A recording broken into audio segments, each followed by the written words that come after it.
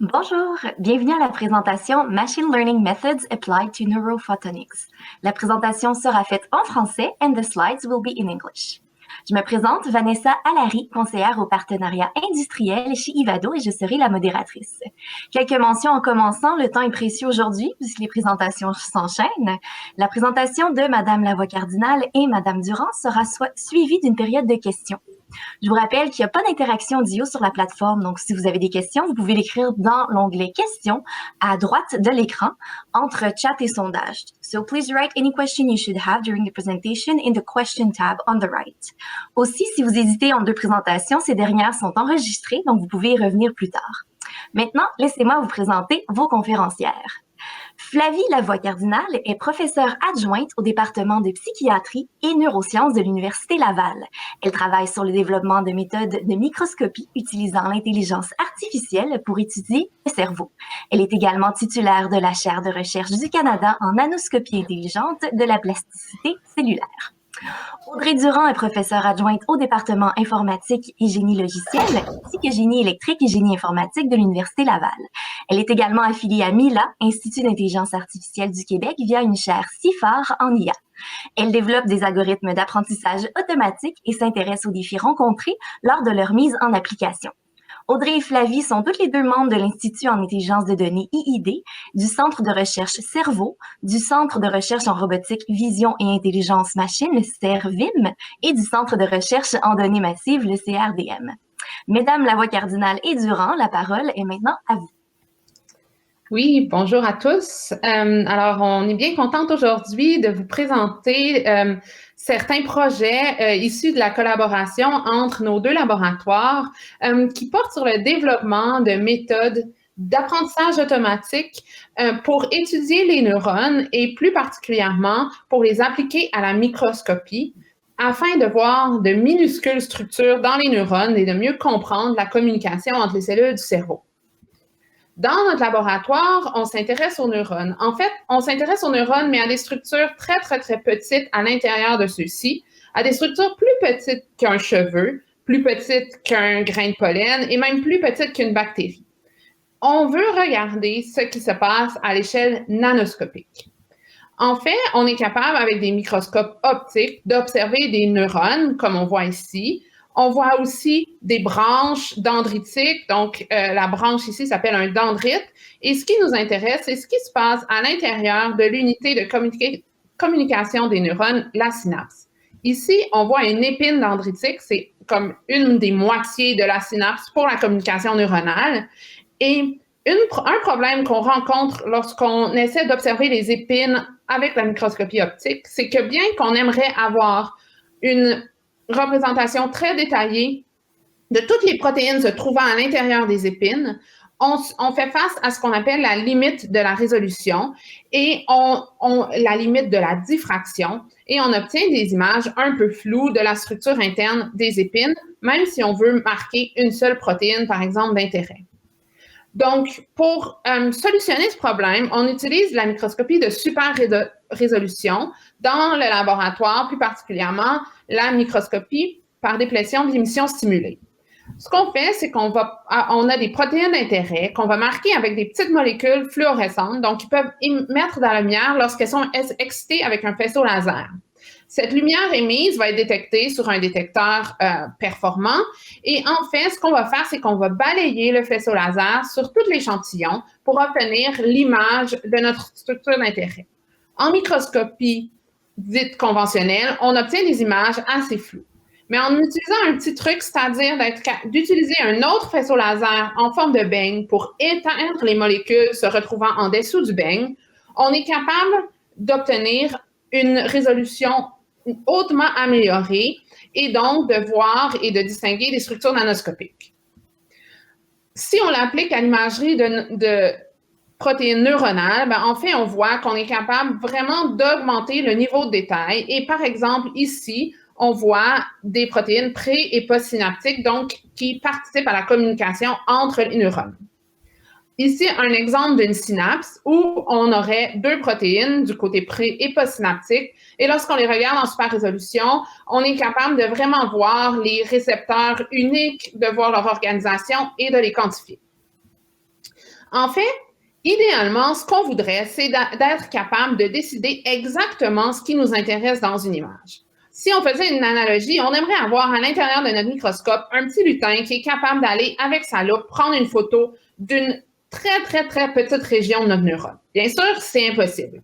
Alors, qu'est-ce qu'on fait pour pouvoir améliorer nos processus d'imagerie et être capable d'aller voir très efficacement de si petites structures? Bien, on applique et on développe des algorithmes d'apprentissage automatique. Par exemple, pour optimiser les paramètres de notre microscope. Optimiser, par exemple, l'intensité d'illumination ou les patrons d'illumination. Si on retourne avec l'analogie du lutin, on voudrait être capable d'avoir quelqu'un qui nous dit exactement où scanner. Par exemple, qui dessinerait à l'échelle nanoscopique exactement l'emplacement des molécules avant de prendre l'image, afin de minimiser tous les dommages pouvant être causés à l'échantillon et d'augmenter notre efficacité. Mais ça aussi, c'est impossible. Donc, on essaie de développer des algorithmes qui vont permettre de s'adapter en temps réel à l'échantillon dans le balayage de celui-ci.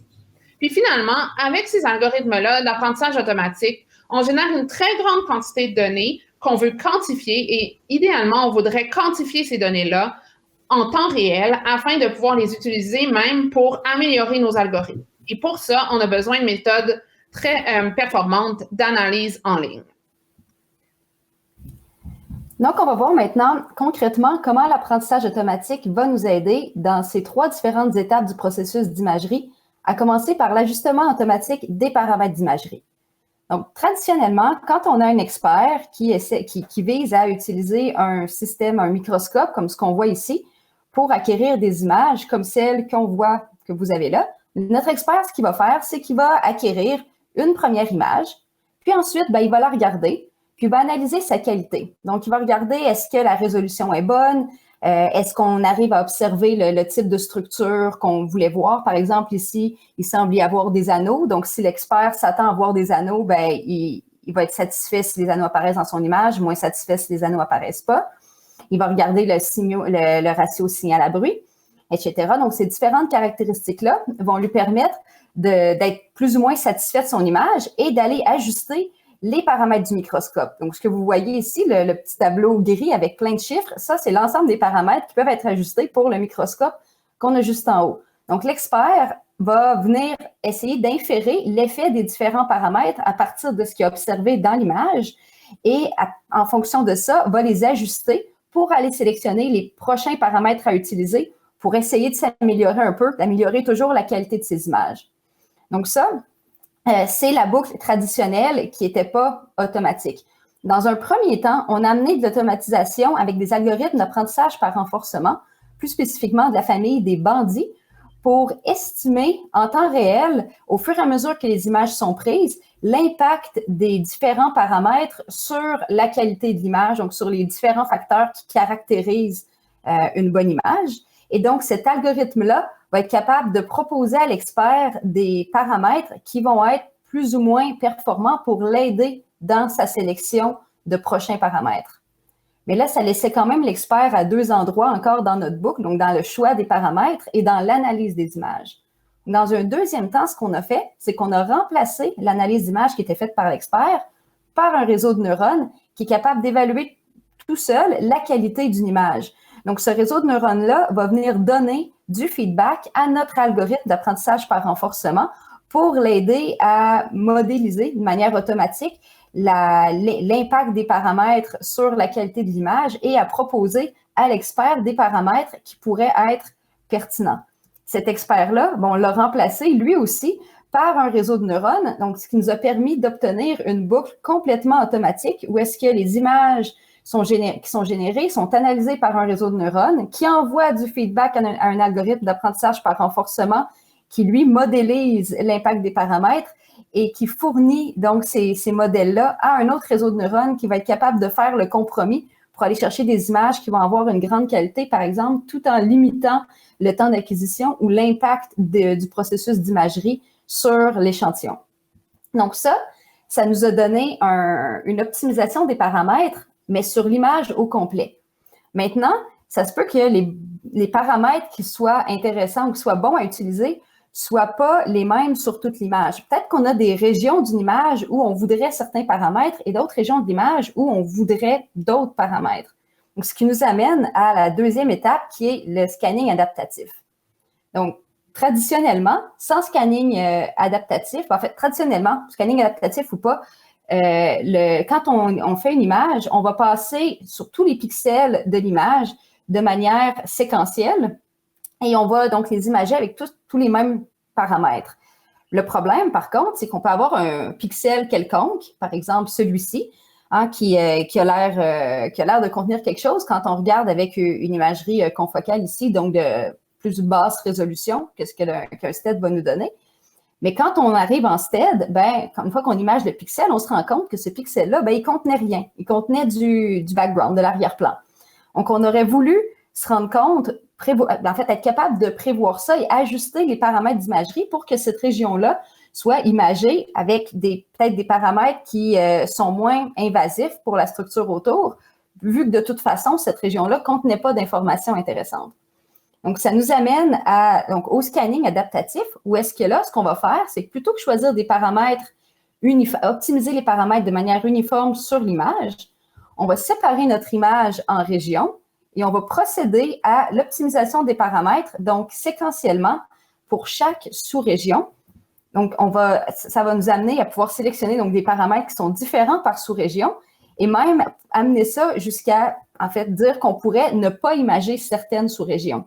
Et ça va être très bien dans un exemple comme celui-ci où est-ce qu'on voit qu'on pourrait vouloir suivre une structure qui évolue en temps réel, donc faire de l'imagerie de vivant, où est-ce qu'on a certaines régions qui ne valent pas la peine d'être imagées, dont les régions qui sont identifiées avec un X auraient pu ne pas être imagées et notre système aurait pu se concentrer à imager seulement les régions où est-ce qu'il se passe quelque chose d'intéressant pour pouvoir éviter de détruire notre échantillon, puis avoir plus d'images par seconde des bonnes régions. Donc, avec ces deux morceaux-là, on est capable d'acquérir beaucoup de bonnes images. Maintenant, ça nous amène à la troisième pièce qui est l'analyse de ces images-là parce qu'il va falloir être capable de regarder ce qu'on a acquis. En effet, si on regarde, ce sont des images ici qu'on a acquises sur des différents échantillons avec des microscopes optiques et on se rend compte qu'il y a une très, très grande diversité dans les structures, mais que surtout, ces structures-là sont très complexes. Et donc, on doit développer, en plus des méthodes d'acquisition, des méthodes qui vont nous permettre d'analyser, de quantifier les structures d'intérêt de façon automatique en requérant le moins possible l'intervention d'un expert. Et pour ce faire, il faut penser au processus d'annotation des images. En effet, lorsqu'on entraîne des réseaux de neurones pour analyser des images, on a besoin d'avoir un expert qui va annoter les structures d'intérêt. Et généralement, cette personne-là doit être une personne qui est entraînée à reconnaître une certaine structure. Ici, on va faire une analogie avec un domaine où moi, je suis vraiment une experte, c'est-à-dire reconnaître ces deux personnes-là. Pour vous, la tâche est certainement difficile, mais pour moi, en l'espace d'une fraction de seconde, je suis capable d'identifier Alma dans chacune de ces images, ou bien Gustave, ou d'identifier les images où ceux-ci sont ensemble. Ça ne dérange pas du contexte. Si on les voit de dos avec un casque de vélo, je vais être capable de les identifier très, très rapidement parce que je suis une experte du domaine. Par contre, si on me demandait d'annoter chacune des images en identifiant précisément où se retrouvent les enfants, par exemple en faisant des boîtes ou même encore pire, en annotant les contours de l'enfant, ça serait beaucoup, beaucoup plus long. Et donc, entraîner un réseau de neurones à reconnaître mes enfants avec ce niveau de précision dans les annotations requerrait de moi une très grande tâche d'annotation. C'est un peu la même chose qu'on a en microscopie. On a seulement certains experts qui vont être en mesure d'identifier certaines structures complexes. Par exemple, ici, dans des images d'une protéine qu'on appelle l'actine, pour moi, c'est facile de voir qu'il y a des fibres, des régions très denses, des régions diffuses, des anneaux axonaux et des anneaux dendritiques. Mais ce n'est pas le cas pour n'importe qui. Si je voulais, par exemple, différencier rapidement les fibres et les anneaux dendritiques, je pourrais avoir différentes méthodes d'annotation. Et ce qu'on a voulu développer, c'est une façon d'aider les experts à créer un dataset ayant une grande quantité d'images annotées avec le moins d'efforts possible. Par exemple, identifier la présence d'anneaux ou de fibres. Et pour ça, on a designé un réseau de neurones qui est capable d'utiliser des annotations binaires, c'est-à-dire la présence ou non d'une structure, en entraînement plutôt que des masques très précis de cette structure. De cette façon-là, on vient réduire énormément la tâche d'annotation demandée à l'expert et on permet d'appliquer ce type d'analyse utilisant des réseaux de neurones à beaucoup plus de cas en biologie pour lesquels il n'existe pas de jeu de données précisément annoté. Et en utilisant cette technique-là, puis en allant chercher de l'information qui est cachée dans le réseau de neurones, dans les couches cachées du réseau de neurones, on est capable de produire des masques de segmentation extrêmement précis, même si notre réseau de neurones a été annoté seulement avec des annotations binaires, c'est-à-dire en disant au réseau qu'il y a des anneaux ou des fibres sans lui dire exactement ils sont où. Mais en ayant extrait l'information des couches cachées, on est capable de quand même produire des masques de segmentation. Et ça, ça peut être très utile dans des cas comme la microscopie électronique, par exemple, où on a des images extrêmement complexes, très, très larges, où il devient très difficile pour un expert d'aller trouver les petites structures d'intérêt. En utilisant une technique comme ICRANET, on peut maintenant aider l'expert à retrouver ces toutes petites structures à l'intérieur des images et de cette façon-là, améliorer sa performance. Et donc, avec ça, on voudrait remercier les deux étudiants qui ont travaillé sur la plupart des projets qu'on a présentés aujourd'hui, Anthony et Teresa, les autres étudiants de notre laboratoire et nos collaborateurs. N'hésitez pas si vous avez des questions. Merci beaucoup, Flavie et Audrey. Très, très belle présentation. Donc, j'inviterai les gens dans l'assistance ou qui sont présents, connectés avec nous, à poser leurs questions dans l'onglet questions de Swapcard, puis je vais pouvoir les relayer aux présentatrices. Donc, on va commencer avec une première question de Valérie d'Europe qui demande « Avez-vous des défis particuliers lorsque vous faites l'acquisition en 3D ou dans l'axe Z ?» Oui, je pense que je vais y répondre à celle-là. Alors, oui, en fait, la résolution dans l'axe Z est moins élevée que dans l'axe XY. On peut décider d'avoir une résolution isotropique, c'est-à-dire qui va être super résolue dans les trois axes, mais ça demande un défi supplémentaire parce que, bien sûr, pour avoir une très haute résolution, il faut aussi augmenter la quantité de pixels qu'on va aller imager. Et ultimement, l'apprentissage par renforcement va être une technique qui va énormément aider à réduire le plus possible la quantité de pixels qui sont acquis, par exemple dans l'imagerie en 3D, où c'est vraiment un facteur limitant. Merci pour la réponse. Donc, je ne vois pas d'autres questions. Moi, j'en aurais peut-être une petite pour vous deux. Vous avez parlé de beaucoup d'experts, puis des projets, puis tout ça. Je me demande, les experts, comment ça fonctionne la collaboration avec eux? Est-ce que vous deviez parler des projets avec eux dès le début? Est-ce que vous les intégrez après quand vous avez déjà un prototype ou quelque chose de plus concret? Comment ça fonctionne pour votre projet, en fait? Je peux-tu y aller? Oui. Bon, en fait, on a la chance d'avoir l'expert dans l'équipe. Comme c'est une collaboration qui est fondamentalement multidisciplinaire, nos experts en neurosciences, c'est Flavie et toute son équipe. Donc, on est une des rares collaborations où l'équipe d'experts d'un domaine participe activement au développement des méthodes, conjointement avec nous qui sont plus en IA fondamentale. Donc c'est vraiment ce projet là, déjà de base. Oui, d'avoir les experts qui comprennent ce qu'on fait puis qui travaillent avec nous dans le développement des méthodes, ça fait en sorte qu'on peut développer vraiment plus vite puis des outils qui sont vraiment adaptés aux besoins de l'expert plus qu'ils contribuent eux-mêmes au développement. Oui, en fait, on s'est rendu compte que ça faisait le succès de cette collaboration-là, c'est que nos étudiants dans les deux domaines, que ce soit en informatique ou plus du côté de la microscopie, ils s'intéressent aux projets des autres qui sont dans le domaine connexe. Et ça fait qu'ils comprennent les méthodes qui sont développées et qu'ils comprennent les données et donc qu'ils réussissent à avancer de façon beaucoup plus efficace. Oui, ça doit être vraiment plus efficace, en effet.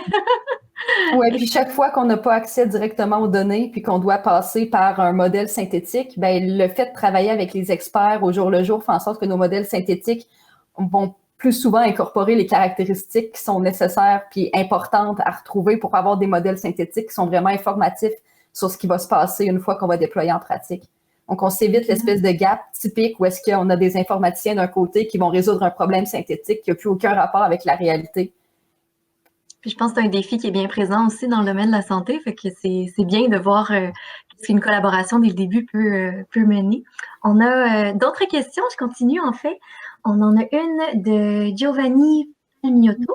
Est-ce que vos processus peuvent aider avec les traitements de la sclérose en plaques, SEP-MS? Actuellement, je dirais que non, en ce sens qu'on n'a pas un projet qui porte sur la sclérose en plaques. Par contre, on débute une collaboration avec différents chercheurs d'autres universités aussi afin de pouvoir appliquer ce type de stratégie-là pour la détection de signes précoces de maladies neurodégénératives.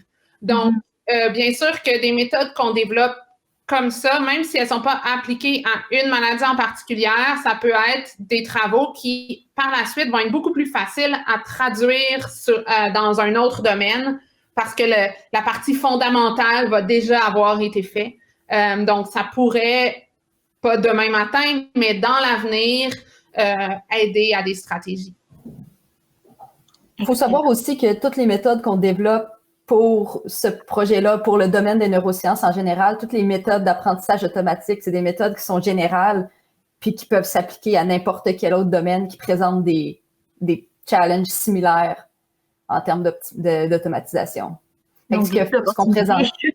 Oui, ben en fait, ce qu'on présentait par exemple à la fin, le Micronet, qui permet d'entraîner un réseau de neurones avec des étiquettes binaires sur des images, en présence, non-présence de structure, qu'après ça, on est capable d'extraire de ça des masques de segmentation précis.